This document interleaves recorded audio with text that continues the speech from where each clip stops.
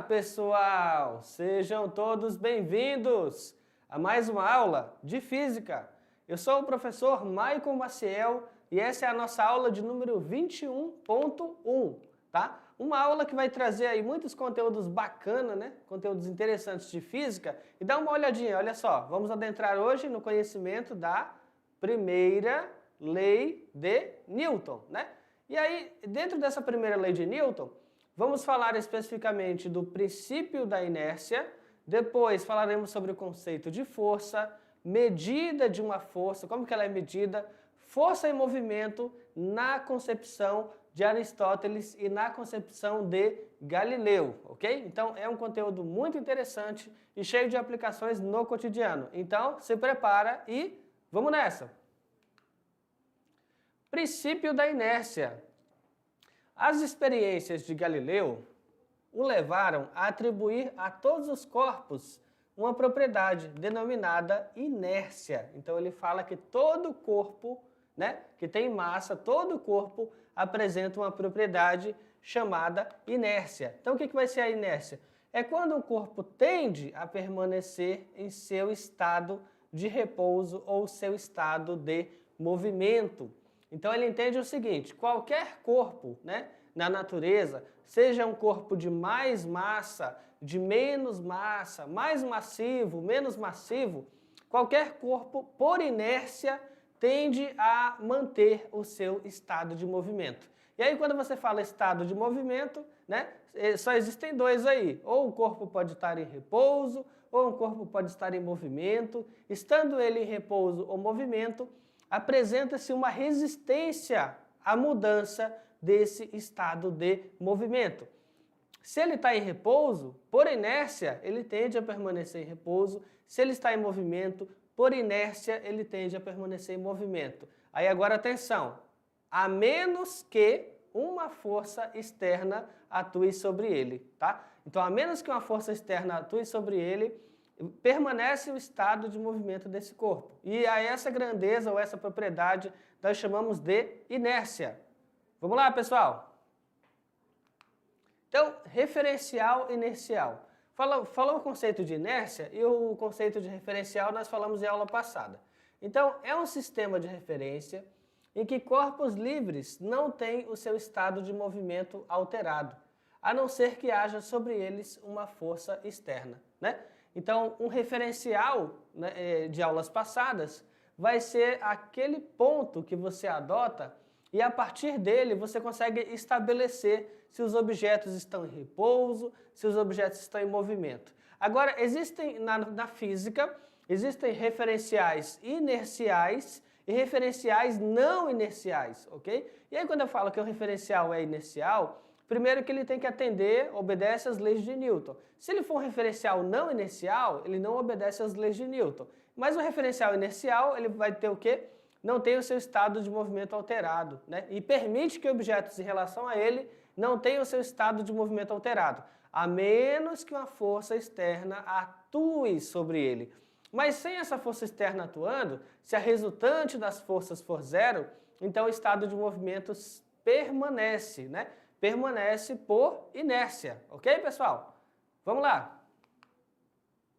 Quando o ônibus escolar está em movimento, um livro colocado sobre o assento pode ser deslocado sem que ninguém toque nele. Basta haver uma freada brusca ou uma curva, né, com velocidade alta. Até uma pessoa distraída ou mal acomodada pode ser lançada do seu assento, tal que a força age sobre ela. Então você sente a inércia, né? Você sente a inércia em situações do dia a dia, em situações comuns, em situações cotidianas. Então, professor, eu vou para a escola de ônibus, ou mesmo de carro, de moto, em qualquer transporte que você esteja, que está a uma velocidade constante, e de repente, por alguma situação ali, passa um cachorro na rua, passa um gato, o que você tem que frear, tem que desacelerar, pela tendência de manter o estado de movimento, ou seja, por inércia, o corpo tende a manter o estado de movimento. Então ele vai ser lançado, o quê? Para frente. Ele tende a permanecer em movimento, então lançado para frente. É o caso do livro sobre o assento do banco do ônibus. Ou ainda, você está no transporte e de repente ele vai pegar uma curva. Então a tendência do estado de movimento é permanecer, você vai sofrer uma alteração, você vai dar aquela balançada, né, dentro do ônibus. Então, fenômenos como esse, que provavelmente você já notou, dentro da física tem um nome, tá? Chama-se inércia. Então, tendência de manter o estado de movimento do corpo. Vamos lá, pessoal. Vários fatos ligados à sua experiência diária, né, estão relacionados com o conceito de inércia. Então, inércia é uma coisa tão comum do dia a dia, né?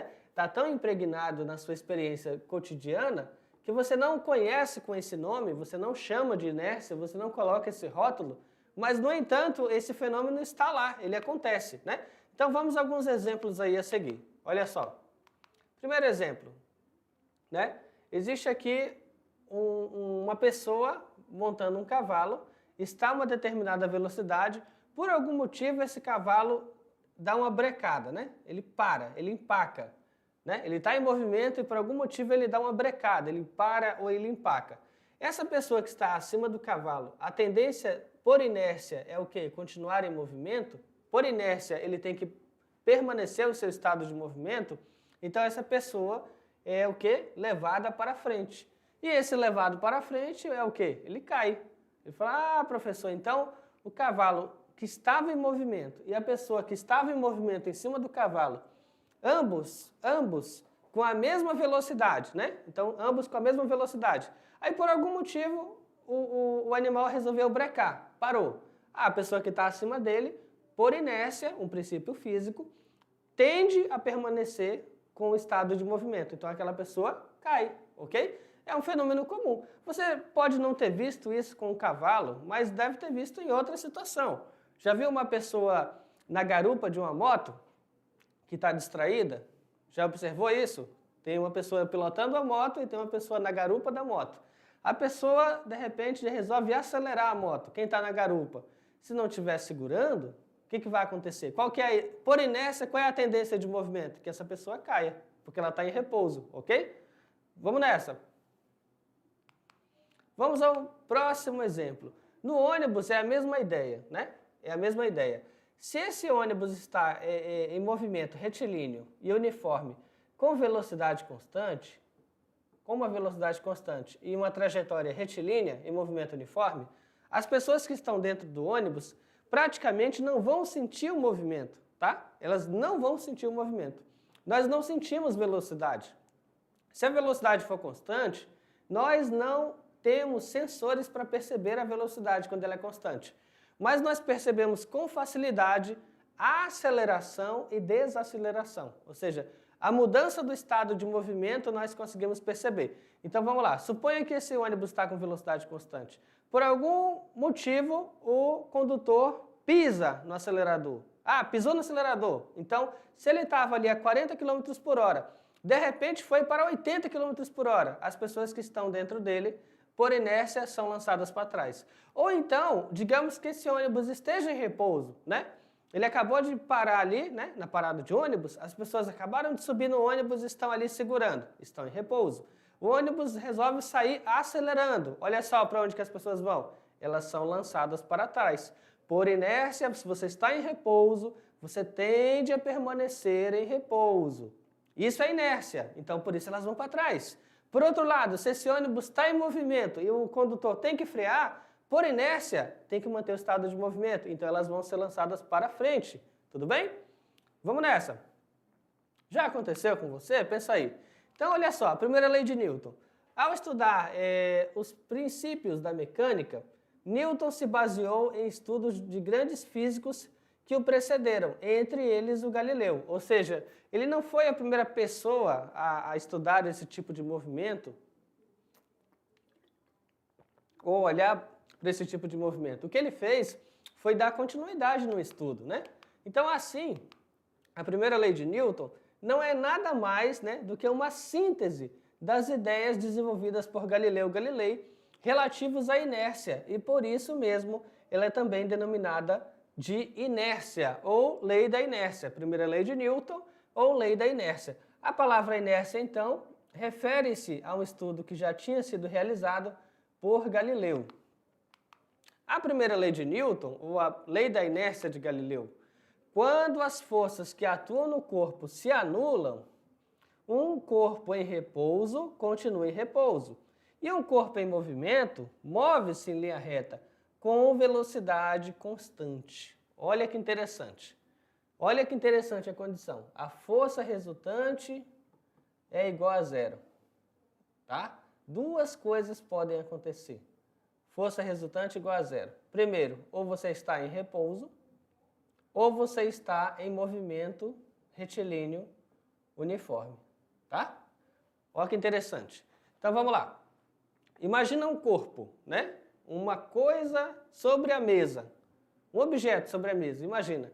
Bom, professor, tem várias forças atuando sobre ele, mas digamos que de forma vetorial, todas as forças para a direita e para a esquerda se anulam, todas as forças para cima e para baixo se anulam, de modo que a força total aplicada sobre ele seja zero. Aí você fala, se toda a força aplicada sobre um corpo é zero, ele não se move.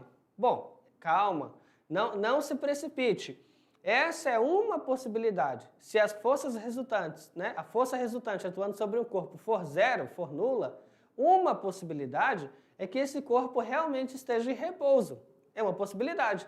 Ele está em repouso, ele permanece em repouso. Agora, outra possibilidade. Se a força resultante for nula, a outra possibilidade é que ele tenha velocidade. Olha que interessante. Professor, mas a força resultante é nula. Exatamente. Se a força resultante é nula, indica que ele não tem aceleração. Olha que bacana. E se ele não tem aceleração, significa que a velocidade dele não varia. E se a velocidade não varia, significa que ele tem velocidade constante. Logo, estamos falando de um movimento retilíneo uniforme. Então, essas são as duas possibilidades para quando a força resultante for igual a zero. Tudo bem? Tudo isso baseado no princípio ou lei da inércia. Vamos nessa. Olha só, uma pergunta. Quando o cabo do martelo está folgado, geralmente batemos o cabo em uma superfície para fixar o martelo melhor, né? Olha lá. O que a inércia tem a ver com isso? Onde que se aplica a inércia nesse exemplo aqui, de bater o cabo do martelo? Vamos lá. E aí vai ser dado aqui, equilíbrio de um corpo, resultante das forças. Quando a resultante das forças que atuam em um corpo for nula, se ele estiver em repouso, ele vai continuar em repouso. E se ele estiver em movimento, ele estará se deslocando em movimento retilíneo uniforme, ou seja, com velocidade constante. Então, você pode escrever assim, ó, a resultante das forças é igual a zero. Ou você pode escrever assim, ó, somatório das forças é igual a zero, tá? Agora tem que tomar cuidado, olha aqui, ó, essa setinha aqui, ó. Essa setinha, essa flechinha que aparece em cima da letra, tá vendo aqui, ó? E essa outra aqui, ó. Essa flechinha que aparece indica o quê? Indica que estamos diante de uma grandeza vetorial. Grandeza vetorial. Grandeza que tem módulo, direção e sentido. Logo, quando você fala assim, somar todas as forças vai dar zero. De forma vetorial. Não é eu pegar o valor de cada força e sair somando que vai dar zero. Não. De forma vetorial, é uma soma vetorial. Então, quando você faz uma soma vetorial, você tem uma orientação de x e de y.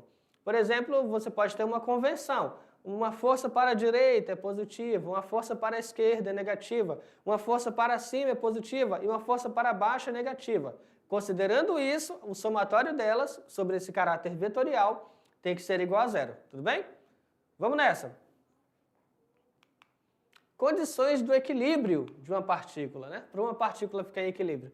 Dizemos que uma partícula está em equilíbrio quando ela se encontra em uma das seguintes situações. Primeiro, ela está em repouso, né? Então ela está em repouso, ela está em equilíbrio. E segundo, a partícula está em movimento retilíneo e uniforme.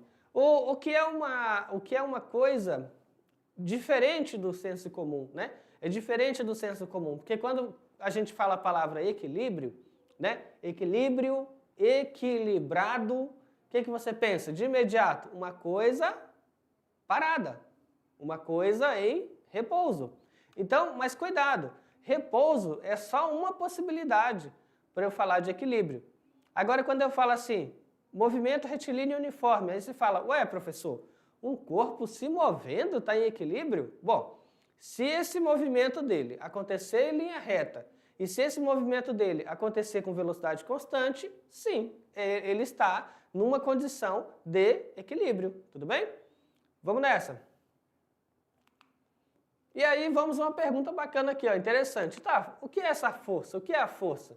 Não podemos definir de forma única, no entanto, podemos caracterizá-la como uma grandeza vetorial. Então, a princípio, nós entendemos que força é uma grandeza física, e essa grandeza física tem caráter vetorial. Ou seja, se ela tem caráter vetorial, ela tem um valor, seguido de uma unidade de medida, ela tem uma direção e ela tem um sentido. Então, quando uma grandeza tem módulo, direção e sentido, estamos diante de uma grandeza vetorial.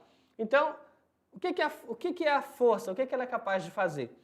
Capaz de modificar o movimento de um objeto e está associada a ações como empurrar, puxar, andar e etc. Olha que bacana. Capaz de modificar o movimento.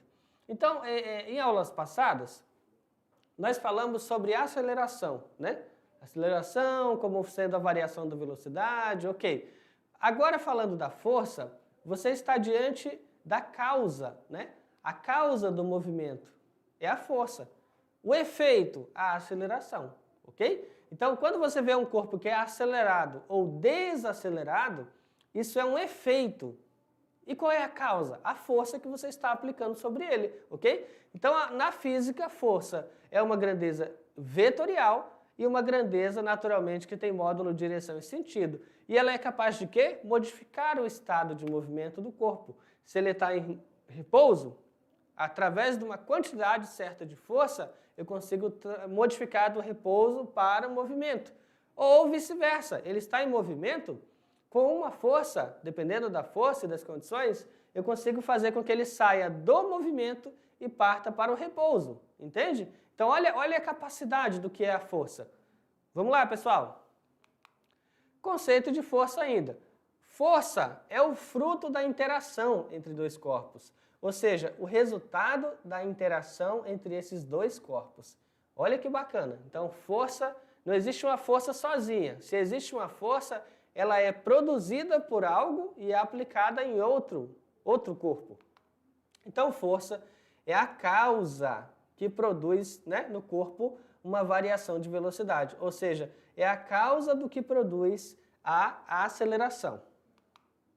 E aí exemplos, né? Exemplos de força, vamos lá, são chamadas as forças especiais, né? Primeira força, a força especial. Quando você vai no mercado, né, e você vai no açougue, aí você fala, bom, eu vou pesar, eu vou mandar pesar a carne. Aí a expressão que fala, vou mandar pesar a carne. Pronto. Então, um tipo de força especial é a famosa força-peso, tá? Força-peso, naturalmente, ela é uma grandeza vetorial, ela tem módulo, direção, sentido. Então, no mercado, se você fala que vai mandar pesar alguma coisa, vai colocar na balança, na verdade, eles estão medindo a massa, né? Então, massa é uma grandeza escalar e peso é uma grandeza vetorial. Toma cuidado, eles não são a mesma coisa, mas matematicamente você consegue relacioná-los, ok? Aqui, como exemplo de força-peso, pensa o seguinte, tem um cara fazendo um exercício aqui na academia, né? Aplicando uma força, tração, polia, rodanas, e ele está levantando um determinado peso aqui, ó. Está levantando e abaixando esse determinado peso, verticalmente, certo? Então, para esse corpo poder subir e descer verticalmente, a força que ele está aplicando, naturalmente, tem que ser ali superior a essa força. Depois ele vai reduzir a força, então o peso lá vai vencer a tração e depois vai descer. Então, um exemplo da aplicação, a própria força-peso. A força-peso dos objetos, elas são utilizadas, aqui no caso da academia, como um instrumento para modelagem, né? Vamos lá, pessoal. Continuando. Um outro exemplo, aqui é uma força de campo, tá? A força de campo, por exemplo, a força elétrica, tá? Então, olha só, é a intensidade da força com que as cargas elétricas se atraem. Então, aqui, por exemplo, eu posso ter uma carga elétrica positiva e um bastão elétrico, olha só, negativo, certo? Ah, eles são de cargas de sinais opostos, ok. Então, eles vão ter uma atração eletrostática. O que está fazendo eles se atraírem? Uma força. Ah, então, eles não precisam se tocar, né? Eles não precisam se tocar. Então, aqui, nós estamos falando de uma força de campo, tá? Um outro exemplo de força, né? Essa força é a força normal, tá? E olha que diferente. Existe força de campo e força de contato.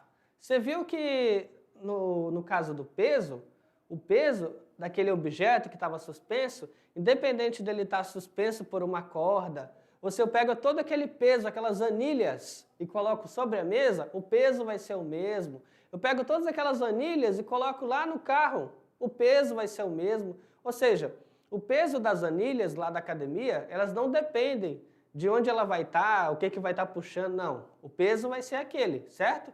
Agora, ou seja, é uma força de campo, tá? Campo gravitacional. O peso é uma força de campo gravitacional. Depende do campo gravitacional terrestre. Agora, a força elétrica, que eu mostrei ainda há pouco, ela também é uma força de campo. Aí você fala, ué, por que de campo? Porque aquela carga que estava sendo puxada pelo bastão, ela não estava tocando no bastão. Então, o que explica um corpo conseguir atrair o outro sem tocar? Um campo, no caso, o campo elétrico. Então, havia um campo elétrico e está acontecendo uma força elétrica, também é uma força de campo. Por outro lado, esta força que está aqui, que é a força normal, para que ela aconteça, é necessário que o corpo esteja em contato com alguma superfície. Quando ele estiver em contato com alguma superfície, ele estiver apoiado em alguma superfície, aí você vai ter a força normal, tá? E essa força normal, ela forma 90 graus com a superfície, ou seja, é perpendicular à superfície. Vamos nessa? Olha só, então existe sempre, né, que há contato. Então vai ter força normal sempre que houver contato entre o corpo e a superfície, independentemente dessa superfície ser ou não horizontal. Então a direção da força é sempre perpendicular à superfície de apoio. Então, por exemplo, aqui, né, se o corpo está apoiado horizontalmente, a normal, ela está o quê? De baixo para cima. Mas se a superfície fosse uma parede, e eu apoio uma caixa nessa parede, a normal estaria aqui, ó, na horizontal para a esquerda, ok, pessoal? Também existe um outro tipo de força especial chamado força de atrito, olha só. Então, sempre que um objeto está em contato com a superfície, essa superfície não é perfeitamente polida, então ela apresenta ali micro-rugosidades. Então o contato da superfície desse corpo com as micro-rugosidades vai te dar uma resistência ao movimento.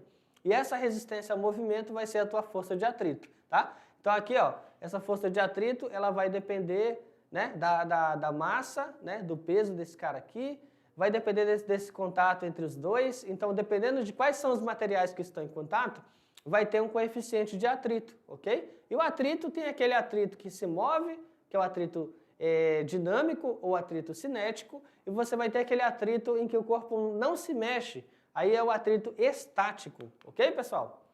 Olha lá, ó. Dá uma olhada. Então, eu estou tentando empurrar o corpo aqui, ó, na horizontal para a esquerda, o atrito ele vai, o quê? Em sentido contrário, ok? Olha lá, ó. Vamos nessa. Então, contrária à tendência de movimento, existe entre um objeto e a força que o desloca, causando resistência ao contato dos corpos. Um outro tipo de força também, especial na física, é a famosa força elástica, né? Essa força elástica, ela tem caráter restaurador, ou seja, uma força de caráter restauradora, ou seja, ela vai ter um ponto de equilíbrio, e se você esticar esse elástico ou esticar uma mola, a tendência dele é puxar para o ponto de equilíbrio novamente. E se você comprimir, a tendência dele é voltar à posição de equilíbrio, ou seja, ela é uma força restauradora. Depende da constante da mola, né? Dessa mola vai ter uma constante em newtons por metro, e depende também da elongação, ou seja, do quanto você está deformando essa mola, ok? E aqui existe também, olha só, a força de tração, tá? Então aqui a força de tração é sempre que você tem corpos ligados em cordas, fios, né? Aqui, ó, aplicada a corda, fio, cabo. Então toda vez que algo estiver pendurado ou sendo puxado por uma corda, fio ou cabo, estamos falando de uma força de tração. Ó que bacana! Então olha só, aqui o que está acontecendo? Esse corpo aqui, a força-peso na vertical para baixo, a tração para cima, eu tenho a tração aqui e aparentemente eu não tenho força de atrito. Então apenas a tração está deslocando o corpo sobre a mesa e o outro corpo está descendo, né? Tendo uma diferença entre as forças entre peso e tração. Bom, pessoal, para ficar mais claro, né, como que funciona isso aí, eu trouxe a título de exemplo um simulador, uma simulação realizada por professores da UFC, tá? E eles fizeram essa simulação no GeoGebra, tá? Então eles montaram no GeoGebra. Para ficar mais claro como funciona esse tipo de experimento aqui, né? Vamos dar uma olhadinha na simulação. Olha só.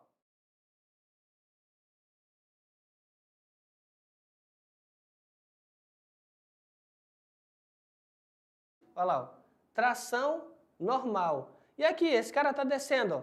Força, peso e tração. Bom, o que eu posso mexer agora? Vamos dar uma olhada. Aumentei a massa do outro bloco P2. Ah, ele desceu mais rápido, porque aumentou o peso, né? Aumentou o peso. Agora, se eu aumentar a massa do primeiro corpo, o que está acontecendo?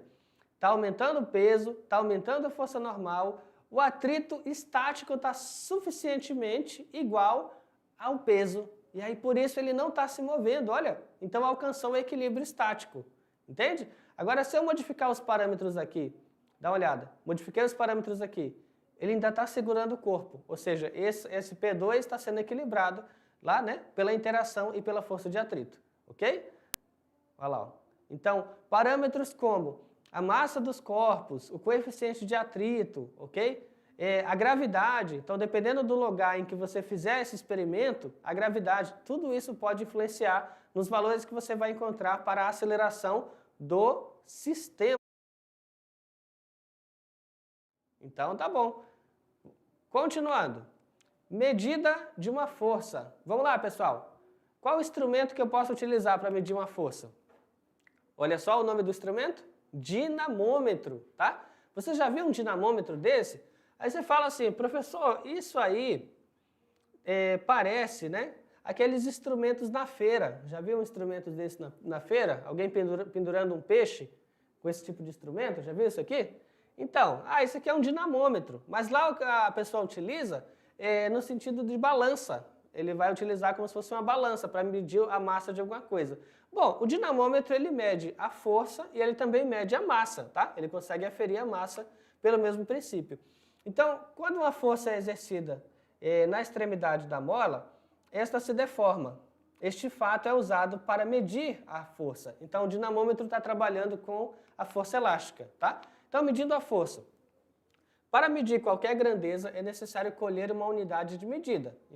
Por convenção, entre os físicos, a medida de uma força é o peso de um corpo padrão. Então, olha só, no caso, o quilograma padrão, denominado 1 kg força ou 1 kgf.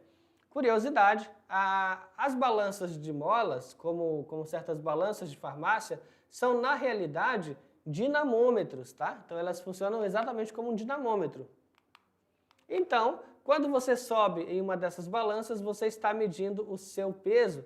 Se a balança indicar 100 quilos, isso significa que o seu peso vai ser 100 kg força, ok? Importante, outra unidade muito usada na medida da força é o Newton, né? No sistema internacional, vamos trabalhar com o Newton.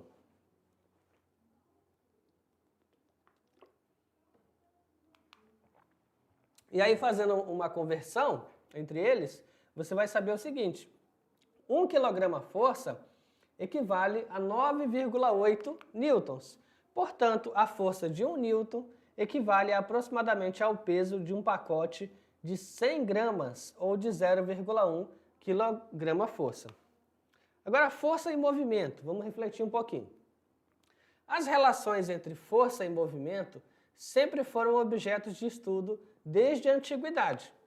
Por exemplo, o filósofo Aristóteles acreditava que um corpo só poderia permanecer em movimento se existisse uma força atuando sobre ele.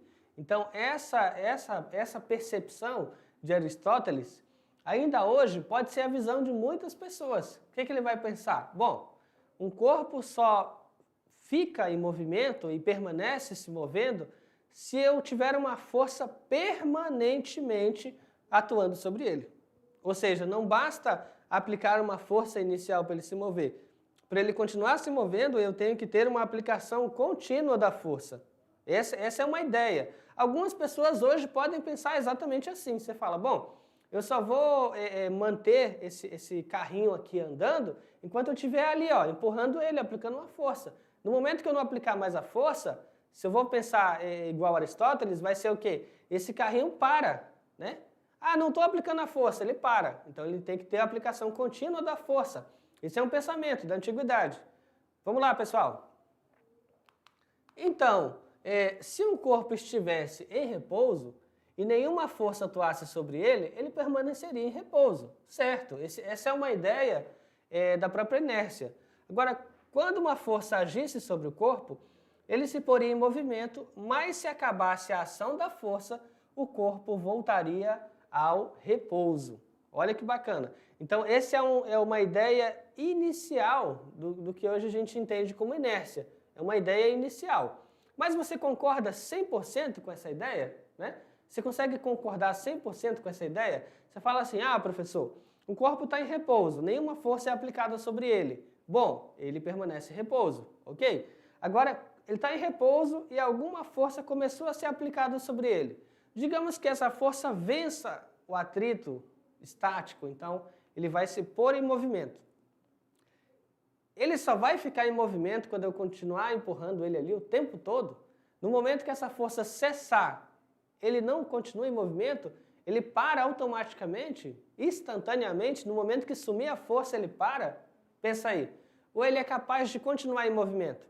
E se a gente pensar numa realidade onde ele está numa superfície perfeitamente polida, sem atrito, com atrito desprezível, e eu apliquei uma força sobre ele e depois solto. E aí, ele vai parar com o tempo? Ele vai andar quase nada e para? Ou ele vai andar continuamente? Pensa aí. Vamos nessa. Então, olha só. Será? Então, força e movimento, né? No Aristóteles. Uma força que não pode ser nula, uma força aplicada aí, diferente de zero, e esse corpo vai se mover. Mas se a força em algum momento for zero, for nula, nesse corpo não haverá movimento. Ou seja, ele está dizendo que no somatório das forças, se eu tiver zero, a velocidade dele é zero. Ele é em repouso. Faz sentido isso? Essa é a ideia de Aristóteles, né? Uma ideia da antiguidade, uma ideia que algumas pessoas hoje podem pensar assim. Mas será que essa é a convenção atual da física? Vamos lá. Agora, na visão de Galileu, força e movimento. Introduzindo o método experimental para o estudo dos fenômenos físicos, Galileu realizou uma série de experiências que o levaram a conclusões diferentes daqueles de Aristóteles. Então, olha só, Aristóteles, que já era muito conhecido, consagrado, ele só conseguiu ter uma outra ideia à altura que o refutasse com inúmeros experimentos realizados por Galileu. Então, e mais uma vez, né, você vai ter uma briga, né, uma diferença de ideias entre duas grandes mentes na física, Aristóteles versus Galileu.